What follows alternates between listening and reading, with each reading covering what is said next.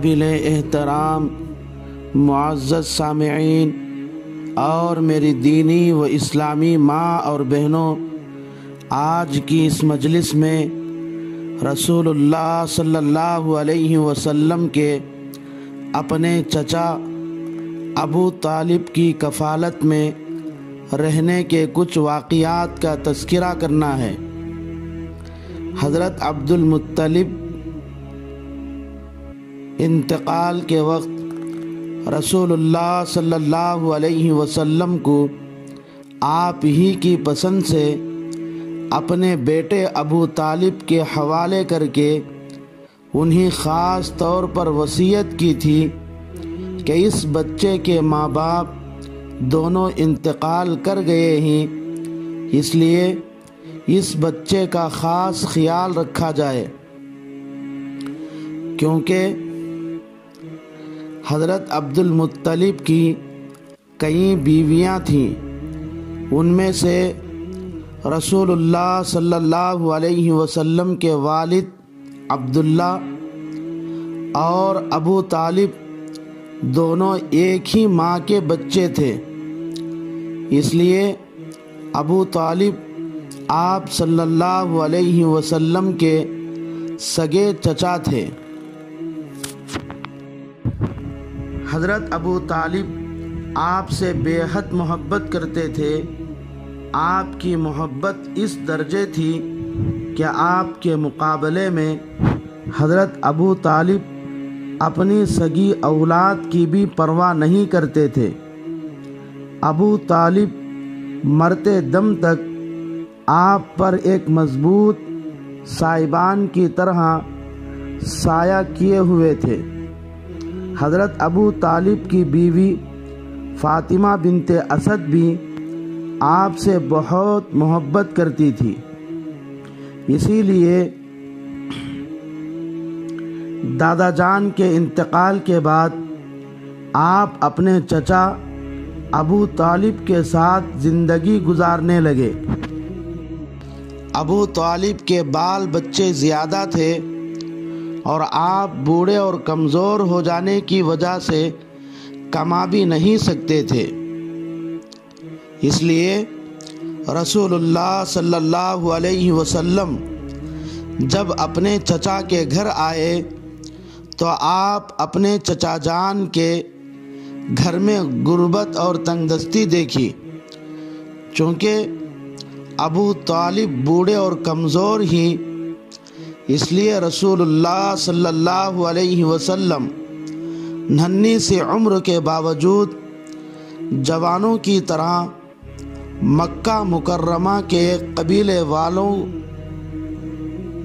کی بکریاں مزدوری پر چرانے لگے اور روزانہ بکریاں چراتے اور شام کو مزدوری لا کر اپنے بوڑھے اور کمزور چچا کے حوالے کرتے تھے۔ اس واقعے میں امت کے جوانوں کے لیے ایک بہت بڑا سبق ہے، وہ یہ ہے کہ جب تک اپنے سرپرست خصوصاً ماں باپ حیات ہو، اپنی کمائی لا کر ان کے حوالے کرنا چاہیے، جیسا کہ رسول اللہ صلی اللہ علیہ وسلم نے اپنی مزدوری اپنے چچا کے حوالے کیا۔ رسول اللہ صلی اللہ علیہ وسلم کی عمر جب 12 برس کی ہوئی تو آپ کے چچا ابو طالب قریش کے ساتھ تجارت کی غرض سے ملک شام جانے کی تیاری کر رہے تھے۔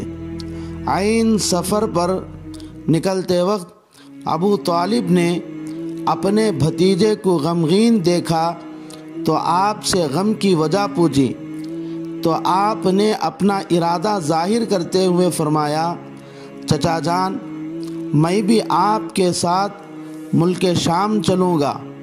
ابو طالب نے آپ کو اپنے ساتھ لے لیا۔ تاجروں کا یہ قافلہ مکہ سے نکل کر بصرہ شہر میں اترا، جو اس وقت کی ایک طرح کی منڈی تھی۔ وہاں بحیرہ نامی عیسائی مذہب کے ایک بڑے عالم تھے۔ جب رسول اللہ صلی اللہ علیہ وسلم قافلے کے ساتھ وہاں پہنچے تو بحیرہ راہب نے آپ کے اندر کچھ خاص علامات دیکھ کر بہت متاثر ہوا اور پورے قافلے کو اپنے گھر کھانے کی دعوت دی۔ دعوت کے بعد ابو طالب سے کہا، اس بچے کی حفاظت کرنا، اس کی بہت بڑی شان ہونے والی ہے۔ اس واقعے کی تفصیل یہ ہے کہ جب ابو طالب کا یہ قافلہ مکہ سے روانہ ہو کر ملک شام میں داخل ہوا تو قافلے والوں نے عادت کے مطابق ایک جگہ درخت کے نیچے پڑاؤ ڈالا۔ یہ وہ جگہ ہے جہاں مکے والے ہمیشہ اپنی سواریوں کے چارہ پانی اور اپنی ضرورتوں کے واسطے رکتے تھے۔ اس جگہ سے قریب ایک راہب کی عبادت گاہ تھی۔ وہ کبھی بھی کسی آنے جانے والوں کی طرف توجہ ہی نہیں کرتا تھا، لیکن اس نے اس دن دیکھا کہ قافلے والوں کے پڑاؤ ڈالنے کے بعد درختوں کی ٹہنیاں نیچے کی طرف جھک گئی ہیں اور ابر کا ایک ٹکڑا آپ کے سر پر ٹھہر کر آپ کی دھوپ سے حفاظت کر رہا ہے۔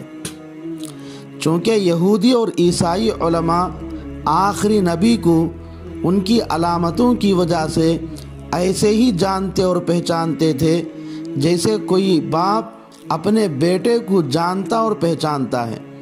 علامات کو دیکھ کر اس راہب کی توجہ رسول اللہ صلی اللہ علیہ وسلم کی طرف مبذول ہو گئی۔ اس لیے اس راہب نے اپنے خادم سے کہا، جلدی سے کھانے پینے کا انتظام کرو۔ اس کے بعد سارے قافلے والوں کو کھانے کی دعوت دی۔ اس راہب کے دعوت دینے پر قافلے والوں کو بڑا تعجب ہوا، کیونکہ اس نے اس سے پہلے کبھی بھی دعوت نہیں کیا تھا، بلکہ توجہ تک نہیں کرتا تھا۔